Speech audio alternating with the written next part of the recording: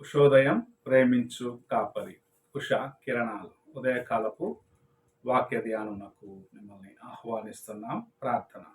మమ్మల్ని మిక్కిలిగా ప్రేమిస్తున్న పరలోకపు తండ్రి, ఈ ఉదయకాల సమయానికై స్తోత్రములు చెల్లించుకుంటున్నాను. నీ కృపను బట్టి మమ్మల్ని ప్రేమించి మరి యొక్క దినమును అనుగ్రహించిన నీ కృపకు వందనాలు చెల్లించుకుంటున్నాను. ఈ ఉదయకాల సమయంలో నీ వాక్యము చేత మాతో మాట్లాడమని దేవా, నీ వాక్యము చేత మమ్మల్ని బలపరిచి ఈ దినమెల్లా దేవా మాకు కావలసిన పోషణను నీ వాక్యము నుండి అనుగ్రహించి నడిపించమని యేసు పరిశుద్ధ నామమున అడిగి వేడుకుంటున్నాను పరమ తండ్రి.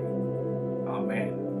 ఈ ఉదయకాలపు వాక్య భాగము ప్రకటన గ్రంథము 22వ అధ్యాయము 11-12 వచనము. అన్యాయము చేయవాడు ఇంకను అన్యాయమే చేయనిమ్ము, అపవిత్రుడైన వాడు ఇంకను అపవిత్రుడుగానే ఉండనిమ్ము, నీతిమంతుడు ఇంకను నీతిమంతుడుగానే ఉండనిమ్ము, పరిశుద్ధుడు ఇంకను పరిశుద్ధుడుగానే ఉండనిమ్ము. ఇదిగో త్వరగా వచ్చుచున్నాను. వాని క్రియ చొప్పున ప్రతి వానికి ఇచ్చుటకు నేను సిద్ధపరిచిన జీతము నా యొద్ద ఉన్నది. మనము చదివిన వాక్య భాగము ప్రభు నేను త్వరగా రానయ్యున్నాను అని హెచ్చరిక ఇస్తూ నీ జీవితమును నీవు జాగ్రత్తగా కాపాడుకో అని తెలియపరుస్తున్న కార్యముగా ఉన్నది. ఇదిగో నేను త్వరగా వచ్చుచున్నాను అని ప్రభు చెప్పటం చూడగలము. ప్రతి వానికి వాని యొక్క క్రియలను బట్టి ప్రతిఫలము నేను తీసుకొని రానయ్యున్నాను, నాతో ఉన్నది అని ప్రభు చెప్పటం చూడగలము. ఈ ఉదయకాల సమయమున దేవుని యొద్ద నీకు నాకు ఒక ప్రతిఫలం అనగా నీవు చేసిన క్రియలను బట్టి నీవు పొందవలసిన ప్రతిఫలము ఒకటి ఉన్నది అని జ్ఞాపకము చేసుకో. ఆయన తన యొక్క వాక్యము నీకు ఇచ్చినది నీ జీవితాన్ని బాగు చేసుకునేదానికి. నీవు ఆయన మార్గములో నడిచి నీకు ముందుగా నడిచిన గొప్ప దైవజనులు, ప్రవక్తలు, విశ్వాసులను ప్రభు నీ ముందు మాదిరిగా ఉంచినది నీవు వారిని చూసి నీ జీవితాన్ని చక్కపరుచుకుంటావని. అయితే నీవు వారిని చూసిన తర్వాత కూడా నీ జీవితంలో నీకు ఇష్టమైన కార్యములు అనుకుంటూ పాపమును నీ జీవితంలో నీవు ఇంకా కొనసాగించినట్లయితే దేవుని యొక్క కృపను నీవు సంపాదించుకొనలేవు. నేను త్వరగా రానయ్యున్నాను. ప్రతివాని క్రియల చొప్పున వాడికి ప్రతిఫలం ఇచ్చుటకు నేను త్వరలో రానయ్యున్నాను. నేను వానికి జీతం ఇయ్యనయ్యున్నాను తాను చేసిన పనిని బట్టి. నేను ఆది, నేను అంతము, నేను అల్ఫా, నేను ఒమేగా, సమస్తము నేనే, సమస్తము చేసిన వాడను నేనే అని ప్రభు చెప్పటం చూడగలం. ఈ ఉదయకాల సమయమున సమస్తము చేసిన ప్రభు ఆయన ముందు నీవు నిలబడనై ఉన్న దినము నీవు ఎలాంటి పరిస్థితిలో ఉంటావని మొదటిగా నీవు ప్రశ్నించుకోవాలి. బలానమ్మకమైన దాసుడా అని నిన్ను ఆయన అభినందిస్తాడా, లేక దూరముగా నిన్ను త్రోసివేసి చెడ్డ దాసుడా అని ఆయన నిన్ను గురించి సాక్ష్యము చెప్తాడా?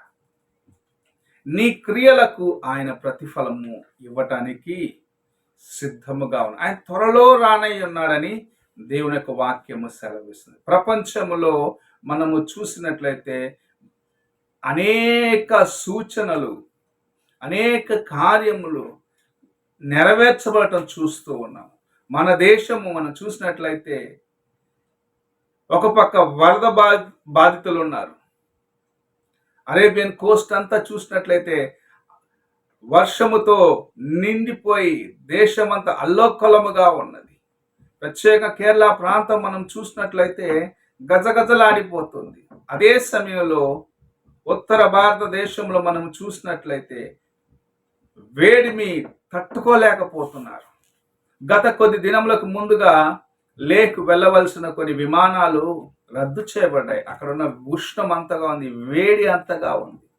ఇలాగూ దేవుని యొక్క రాకడ ముందు జరగనైన సూచనలు అన్ని సంభవిస్తుంది. దేశం పైకి దేశము లేస్తుంది.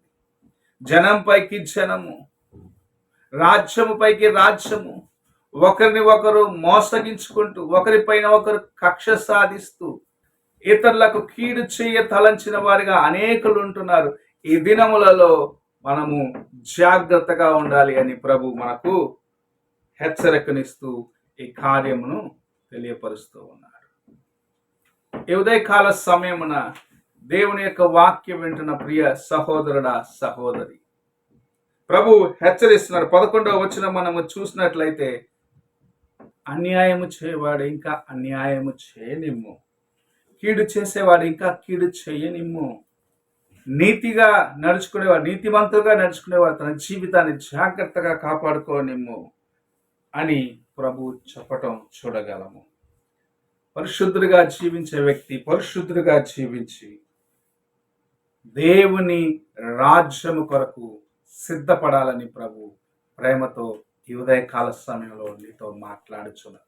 అన్యాయము చేసేవారిని చూడవద్దు, కీడు చేసేవారిని తలచి నీవు దుఃఖపడవద్దు. ఎందుకంటే నీ జీవితమును ప్రభు చూస్తూ ఉన్నారు.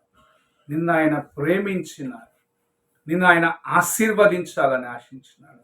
తన యొక్క న్యాయ తీర్పు దినమున ఆయన ఎదురుగుండా నీవు వచ్చినప్పుడు, ఆయన త్వరలో రానయ్యున్నాడని చెప్పిన ఆ దినమున ఆయనను ఎదుర్కొనే వ్యక్తిగా నీవు ఉండి ఆయన అనుగ్రహించు ఆశీర్వాదాలను సంపాదించుకోవాలని ప్రభు ఆశిస్తూ నీతో మాట్లాడుచున్నాడు.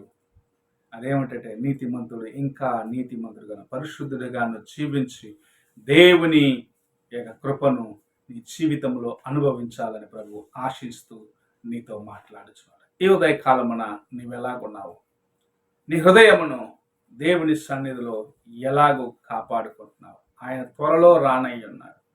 ఆయన వచ్చినప్పుడు ఆయనని ఎదుర్కొని జీవితమును కలిగి ఉన్నావా? ఆయన ఇచ్చే ప్రతిఫలము నీకు ఆశీర్వాదకరముగా ఉంటుందా? నీ జీవితము ఇతరులకు ధన్యకరముగా ఉన్నదా అని నీవు పరీక్షించుకో. ప్రార్థన చేసుకుందా. మమ్మల్ని మిక్కిలిగా ప్రేమిస్తున్న పరలోకపు తండ్రి, ఈ ఉదయకాల సమయానికై వందనములు స్తోత్రములు చెల్లించుకుంటూ, నీవు నాయన త్వరలో రానాయన్నావని గ్రహించుకుని హృదయాన్ని దేవా పాపమునకు దూరముగా చేస్తూ నీ వైపు చూస్తూ ముందుకు వెళ్ళడానికి సహాయము చేయమని యేసు పరిశుద్ధ నామమున అడిగి వేడుకుంటున్నాను పరమ తండ్రి, ఆమేన్. తండ్రి అయిన దేవుని ప్రేమ, కుమారుడైన క్రీస్తు కృప, ఆదరణకర్తైన పరిశుద్ధాత్మక సహవాసము ఇప్పుడు ఎల్లప్పుడూ తోడై ఉంది. ఆయన ఇచ్చే ప్రతిఫలము అందుకునేదానికి తన కృపను మనకు అనుగ్రహించును గాక. ఆమేన్.